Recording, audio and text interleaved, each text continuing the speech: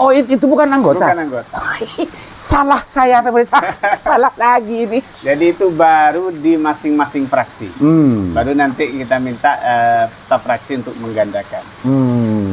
Jadi saya merasa jadi dewan sejak kemarin. Itu pun ke fraksi ya? Ke fraksi. Bentar, sebelum...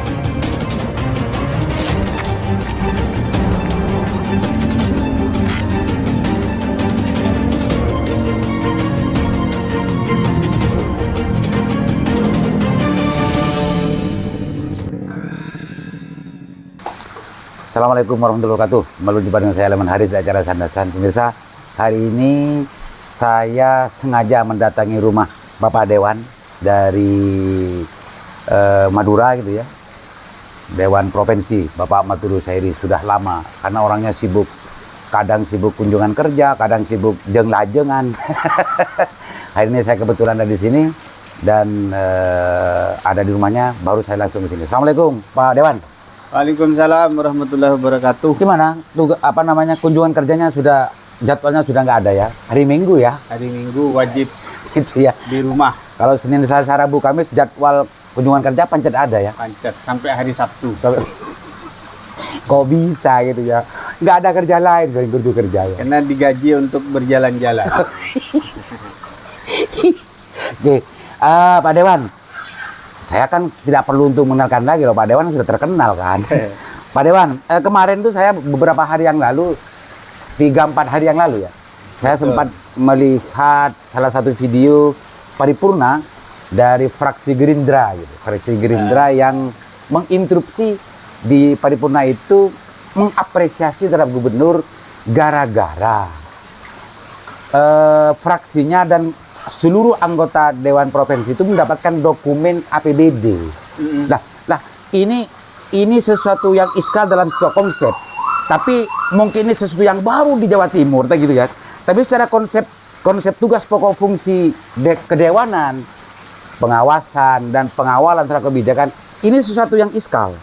Tapi gaya dari ketua fraksi Gerindra saat itu justru ini seolah-olah mendapatkan berkah sangat luar biasa. Masalah urusan transparansi macamnya ini kan isunya Pak Matur sejak sebelum Dewan gitu kan. Isu bersama lah. Dulu pas waktu KI namanya berulang-ulang bersengketa informasi di KI provinsi sampai ke MA dan semacamnya kan. Lah gimana tanggung jawab masalah ini? Ini gimana? Ini gimana itu di Jawa Timur ini?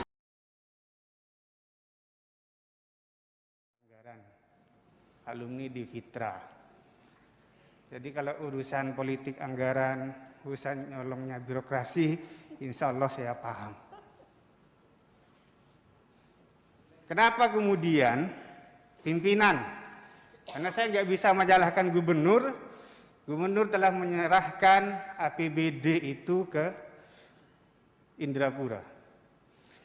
Tapi salinan APBD itu tidak pernah diberikan kepada anggota, padahal kita punya hak yang sama, wewenang yang sama, kewajiban yang sama. Bahkan kita bersumpah atas agama yang sama bagi yang beragama Islam. Lantas pengawasan seperti apa yang bisa kita lakukan terhadap pelaksanaan perda APBD? Kalau bukunya kita nggak dikasih. Dan anggaran untuk fotokopi itu kemana, kata Pak Amr tadi. Selain salinan APBD, salinan LHP BPK juga diumpetin. Ini maunya apa? Sejak tahun anggaran 2014, kami waktu itu di Jaringan Kawal Jawa Timur selalu menelisik anggaran dana hibah. Dan temuan itu sejak tahun anggaran 2014 sampai 2018 ada potensi kerugian negara 1,1 triliun. Ditambah dengan anggaran 2019 yang biasanya BPK menyajikan di buku 3, itu malah disajikan di realisasi anggaran. 2,9 triliun dana hibah itu tidak ber-SBJ. Dan anggaran 2020 kemarin dengan vulgar BPK menyampaikan di rapat paripurna temuan terbaru. Tata kelola seperti apa yang ingin disampaikan? Sebagai kita di zaman sekarang dengan new public management. Kita takut untuk transparan terhadap masyarakat. Dua kesatuan pemerintah daerah antara eksekutif dan legislatif ini tidak perlu ada dusta di antara kita. Saya ingin fokus di hal ini sebenarnya. Refocusing anggaran tahun 2021 yang murni ini, di beberapa kesempatan OPD menyampaikan tidak akan ada refocusing, kecuali pertama untuk perjalanan dinas, mamin, dan alat kantor, termasuk untuk fotokopi segala macam. Bahkan mohon maaf, Ketua DPRD ketika rapat Bamus tempo hari yang menghadirkan sekda, menyatakan bahwa APBD 2020. Pertama saya sejak dilantik ya, baru sejak kemarin mendapatkan informasi bahwa Setwan sudah membagikan ke masing-masing fraksi, bukan anggota. Oh, itu bukan anggota? Bukan anggota. Salah saya, pemirsa. Salah lagi ini. Jadi itu baru di masing-masing fraksi. Baru nanti kita minta staf fraksi untuk menggandakan. Jadi saya merasa jadi dewan sejak kemarin. Itu pun ke fraksi ya? Ke fraksi. Bentar, sebelum lanjut. Ini dalam kacamata bukan dewannya, tapi aktivisnya. Dalam kacamata pikiran dan juga pemahaman tentang bagaimana kita bernegara ini, menurut Pak Matur sebagai aktivis gitu ya, ini memang dianggap cukup enggak itu dikasih secara fraksional, tidak kepada personal, karena mengingat dari tugas pokok fungsi itu kan melekat kepada personal. Betul. Jangan-jangan Jawa Timur tidak punya duit untuk menggandakan itu. Oh. Gimana? Kalau anggaran kita nomor 2 lah setelah DKI. Kalau bicara anggaran se-Indonesia gitu ya. Jadi kalau hanya urusan fotokopi, saya pikir itu urusan remeh-temeh. Yang tidak remeh-temeh ini urusan political will dan komitmen dari Sekwannya. Sekwan apa gubernur?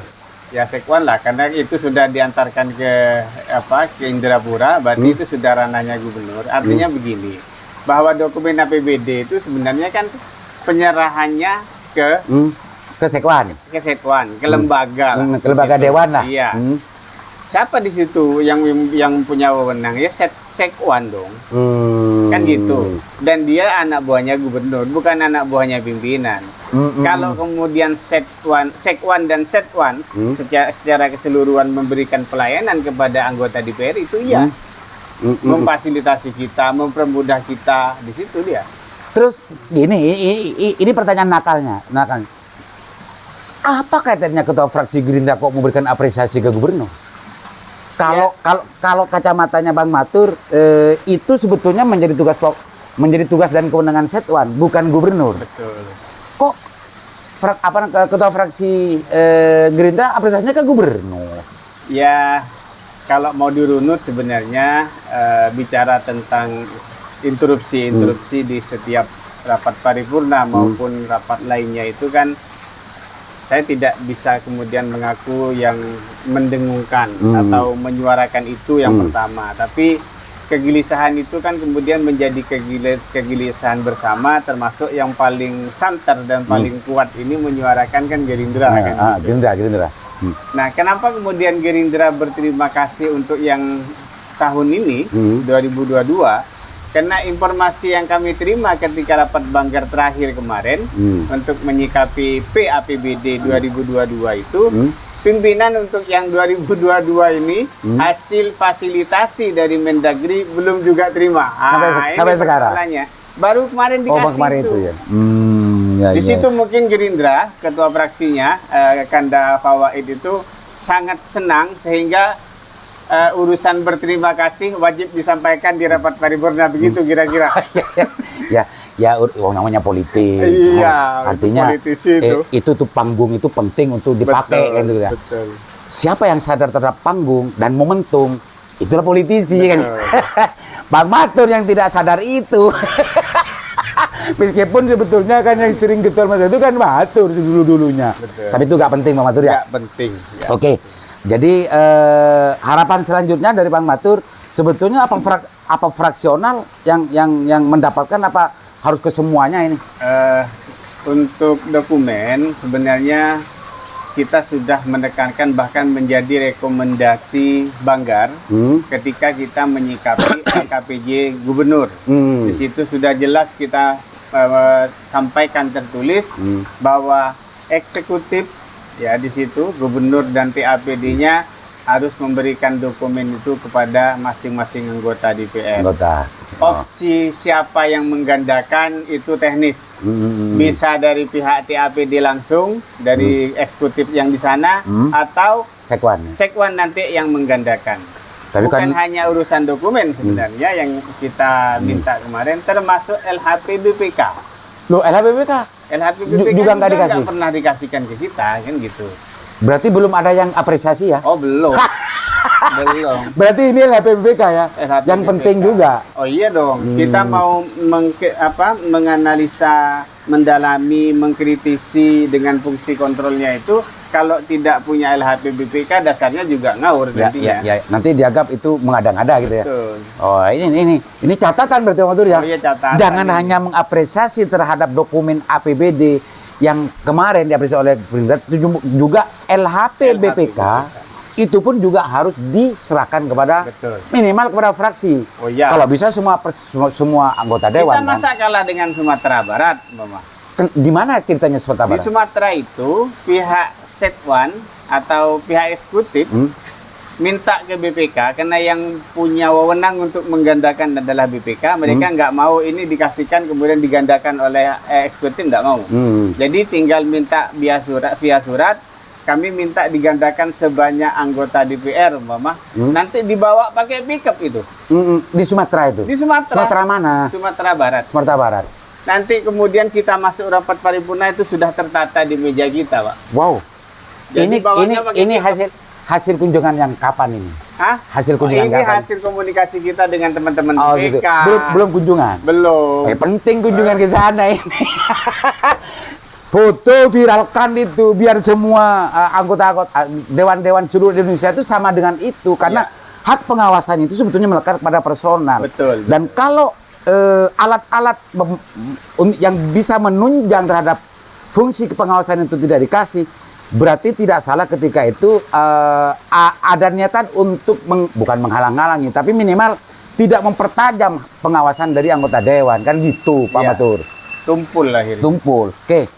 Ini catat Pak Sekwan atau Bu Sekwan DPRD dan juga Bu Gubernur, perintahkan kepada Pak Sekwan itu untuk tidak hanya dokumen APBD tapi LHPBPK pun juga harus diserahkan. Biar itu menjadi pedoman dan menjadi guidance dari semua anggota dewan agar bisa mengawasi apa-apa yang penting untuk diawasi. Itu Pak Matur ya. Urusan Jawa Timur saya kira sudah ini dulu gitu ya. Pak Matur kan komisi belum pindah Pak Matur? Belum. Sudah 3 tahun Pak Matur. Iya, masih belum pindah ya? Memang saya minta sampai selesai. Oh gitu. Komisi ini kan membidangi urusan masalah kesehatan, pendidikan, wasabiyah jemain gitu ya? Iya, urusan kesra lah. Urusan kesra, urusan perut dan lain. Urusan air mata. Ya, urusan perut dan juga urusan pendidikan, di urusan otak. Jasmani rohani, urusan jasmani rohani ini. Pak Matur, di Madura kemarin setengah bulan yang lalu ya, nggak sampai sebulan hari ini, ada informasi dan kampanye besar-besaran ya, dan juga ini apresiasi besar-besaran dari banyak pihak terkait dengan urusan tercapainya UHC Kabupaten Sampang, kabupaten yang selama ini menjadi nomor urut pertama dari belakang di se-Jawa Timur selama ini. Ternyata kemarin terkait dengan urusan pelayanan kesehatan di Kabupaten Sampang ini, khususnya di Kabupaten Kota di Madura, justru awal dan sampai hari ini hanya Sampang. Responnya sebagai Komisi E?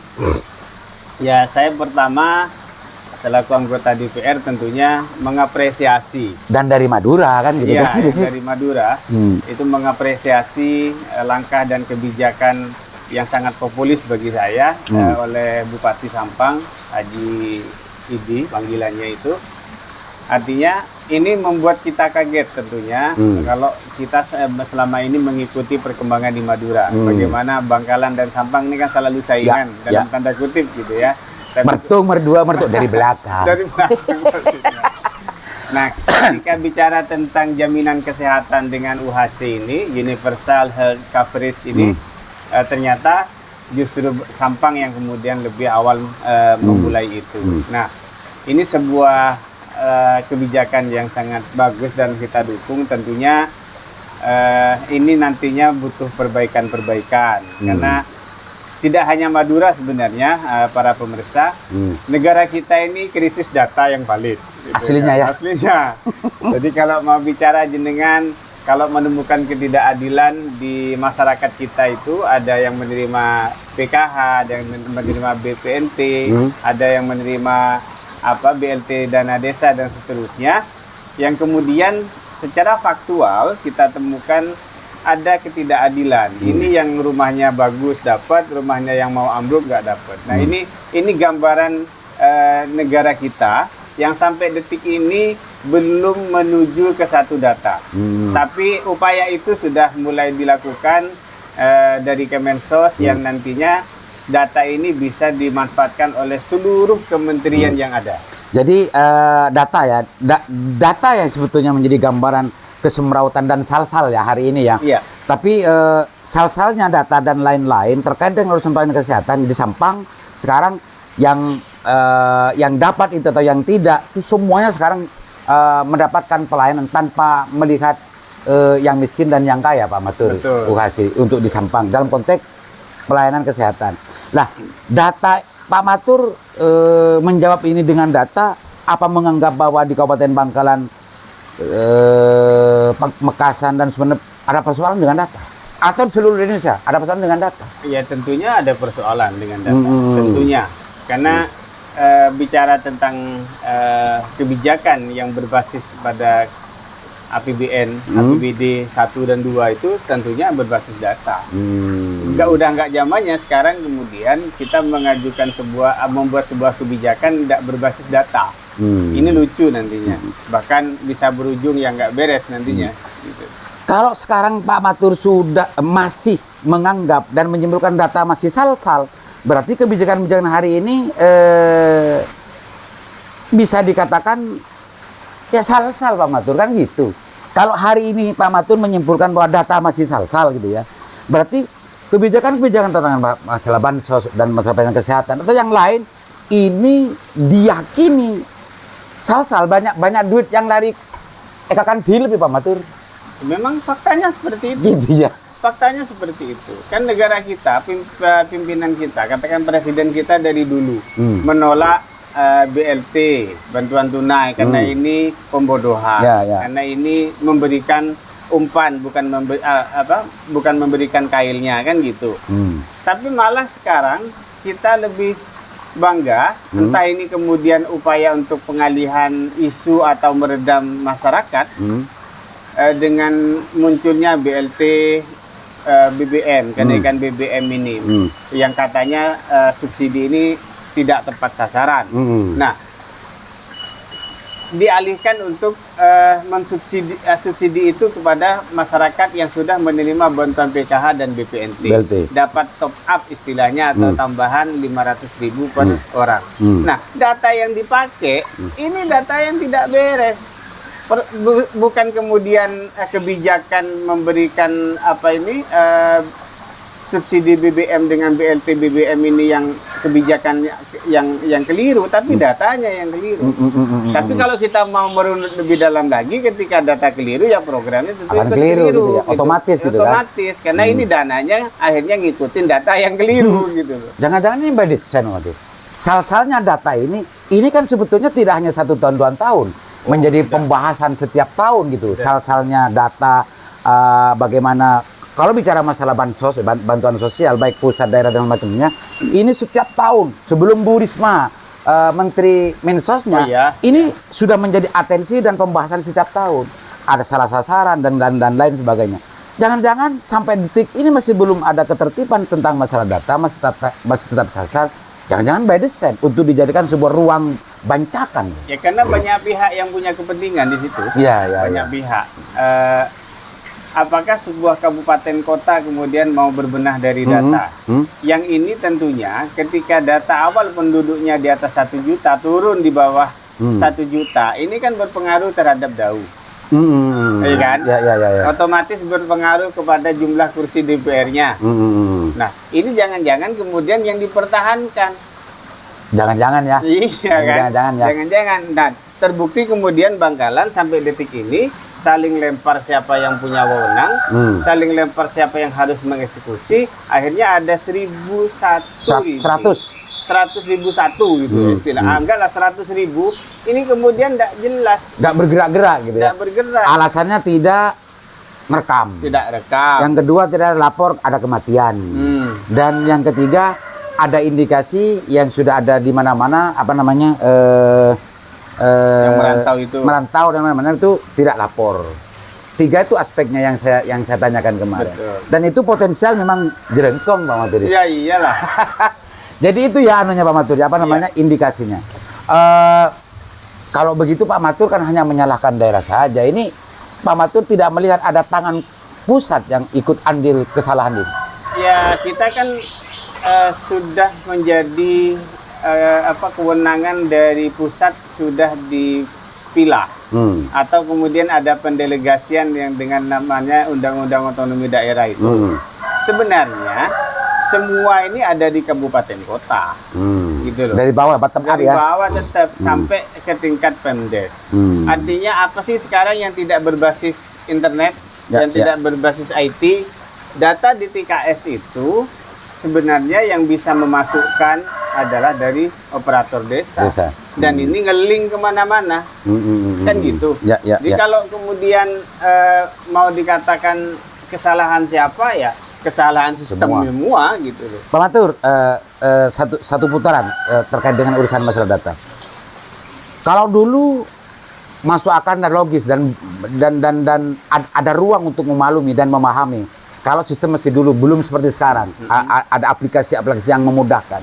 Sekarang aplikasi sudah mudah dan itu bisa dilakukan sangat mudah dan murah sekali dengan sistem yang dibangun. Tapi kenyataannya problemnya sama dengan dulu waktu belum ada sistem yang semudah sekarang. Apa ini sebetulnya yang terjadi menurut Mas? Yang semakin bagus ini kan teknologinya. Yang semakin bagus ini kan aplikasinya. Yang nggak bagus-bagus ini mentalnya. Wah, ini catat pemirsa. Jadi kalau mentalnya tidak pernah bagus, sistem sebagus apapun pancet itu. Persoalannya problemnya pancet. Sejak dulu kan problemnya masalah data. Betul. Dipermudah dengan macamnya. Pancet juga. Berarti ini mental ya. Ya urusan mental. Gimana?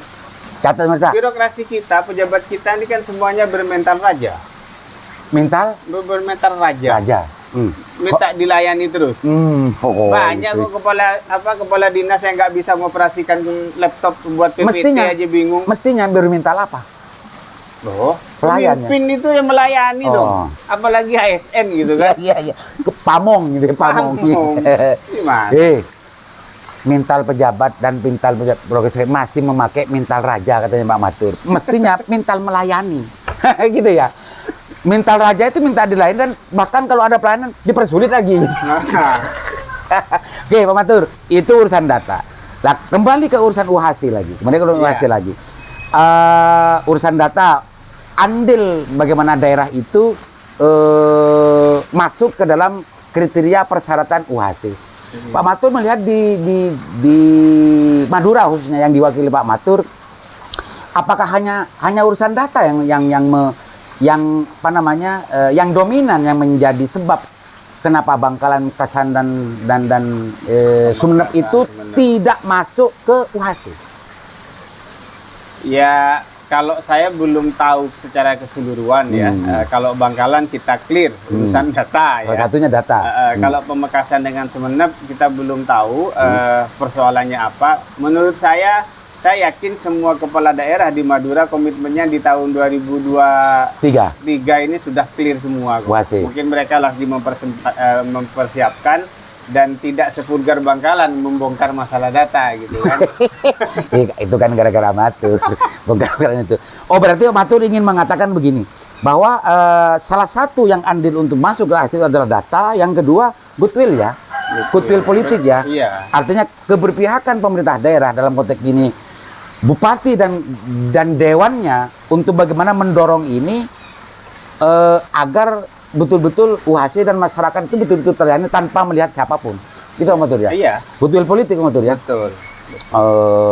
Apa sebetulnya yang harus dilakukan oleh pemerintah daerah dalam konteks ini bupati dan anggota dewan agar cita-cita dan plan kesehatan itu betul-betul bisa dirasakan masyarakat? Apakah harus berapapun kebutuhannya harus disediakan atau bagaimana? Loh, kalau bicara pelayanan kesehatan ini kan kita mengenal istilah promotif. Ya. Kemudian ada preventif. Kemudian ada kuratif. Kita ini sebenarnya sudah harus merubah mindset kita. Masyarakat ini jangan diharap sakit terus gitu loh. Jangan diharap sakit terus. Kalau diharap sakit terus, akhirnya PAD-nya naik gara-gara rumah sakitnya penuh. Kan gitu. Iya. Ini kebalik, kita ini ingin menyehatkan masyarakat, tentunya apa ya? Preventif dan promotifnya ini yang harus digalakkan. Bidan-bidan di desa, anak buahnya puskesmas ini, karena sekarang sudah menjadi BLUD, ini yang harus kemudian bergerak di masyarakat, mensosialisasikan, memberikan pencerahan, memberikan edukasi. Kalau kemudian kita ingin lebih jauh lagi, istilahnya mau mengurangi angka stunting, kematian ibu dan anak, ke sana semestinya berpikirnya. Pak Matur, dengan jawaban barusan ada ketidaksiapan dari para medis, ada ketidaksiapan dari para pelayan kesehatan untuk menuju ke UHC ini ya. Jangan-jangan memang mereka nyaman dengan tidak UHC karena memang ada ruang untuk mendapatkan keuntungan tambahan, Pak Matur. Saya pikir kalau ASN jelas lah mereka pengabdian. Kalau kemudian secara konseptual, kalau kemudian ASN mikir keuntungan dari pelayanan medis, ini harus dirupiah. Gitu. Tadi kan kesimpulannya memang pejabatnya kan persoalannya di mental, Pak Matur. Nah, iya. Jadi saya ingin mengatakan bahwa pelayanan kita untuk kesehatan masyarakat itu memang ujung tombaknya adalah tenaga medis kita di KPM, di puskesmas dan di desa-desa. Ya. Cuman yang ingin kita bahas sekarang adalah kalau memang kita ini komitmennya untuk menyehatkan masyarakat, ya UHC ini akan tercapai bukan dengan artinya banyak yang ngantri masuk ke rumah sakit untuk berobat. Itu keliru. Ya keliru dong. Ya. Nah, oke, Pak Matur. Jawa Timur sudah, UHC, Dinsos, Bansos sudah dan lain sebagainya. Closing statement dong terkait dengan semua apa yang kita bahas hari ini. Silakan Pak Matur. Baik, terima kasih. Saya ingin menyampaikan bahwa kita bernegara menjadi warga negara yang baik dan menjadi penyelenggara negara yang baik di setiap lapisan pemerintahan, dari paling atas di tingkat presiden sampai ke paling bawah di kepala desa. Memang isu transparansi ini yang harus digalakkan dan dikonkretkan. Jangan ada pemimpin di level manapun ini alergi dengan isu transparansi. Jadi urusan APB desa, kemudian APBD kabupaten, provinsi, bahkan APBN pun, ini kalau kita mau bicara tentang good and clean government, maka urusan transparansi dan data ini memang harus tuntas. Ya. Nah, apa yang terjadi di Provinsi Jawa Timur saat ini wajib kita apresiasi, meskipun 3 tahun saya menjadi anggota DPR, baru kali ini nanti akan melihat secara fisik hasil dokumen APBD yang sudah difasilitasi oleh Mendagri. Nah, terkait dengan pelayanan kesehatan atau yang dikenal dengan Universal Health Coverage yang di Jawa Timur bahkan di Indonesia kita akan menuju ke sana. Semua warga negara yang punya KTP tentunya ini akan berobat secara gratis karena memang di-cover oleh APBN dan APBD. Tentunya yang kita harapkan, karena untuk mengcover biaya kesehatan ini kita juga harus mendorong rumah sakit kita, puskesmas kita untuk lebih kepada kepentingan bagaimana mereka menjadi promotif, memberikan sosialisasi dan edukasi kepada masyarakat untuk hidup lebih sehat, kemudian preventif, memberikan pencegahan agar masalah kesehatan terutama di urusan stunting, kematian ibu dan anak ini semakin kita tekan dan diperkecil. Nah, kemudian di urusan kuratifnya memang urusan penyembuhan ini kita kembalikan lagi kepada rumah sakit kita dan puskesmas kita dengan harapan semuanya bekerja secara profesional, masyarakat mendapatkan pelayanan terbaik dari negara. Itu dari saya, terima kasih. Oke, makasih banyak Pak Matur. Sebagai negara dari tingkatan paling bawah sampai ke presiden, ini sistem demokrasi kita otomatis masyarakat dan juga dewan harus mencurigai tentang tugas pokok fungsi yang dijalankan oleh mereka. Bukan mencari-cari, tapi memang harus dicurigai. Ini sistem demokrasi yang memberikan ruang itu. Karena ada tanggung jawab besar yang memang potensial diselewengkan. Betul. Maka banyak sekali persoalan-persoalan yang kita lihat, kita saksikan hari ini, program-program yang secara konseptual sebetulnya berpihak terhadap masyarakat, tapi itu banyak yang justru tidak dirasakan oleh masyarakat. Maka sebagai dewan dan juga masyarakat yang hidup dalam alam demokrasi, patut dan bisa dikatakan wajib mencurigai apa yang dilakukan oleh para pejabat publik yang kita beri amanah. Mudah-mudahan bermanfaat. Assalamualaikum warahmatullahi wabarakatuh. Waalaikumsalam warahmatullahi wabarakatuh.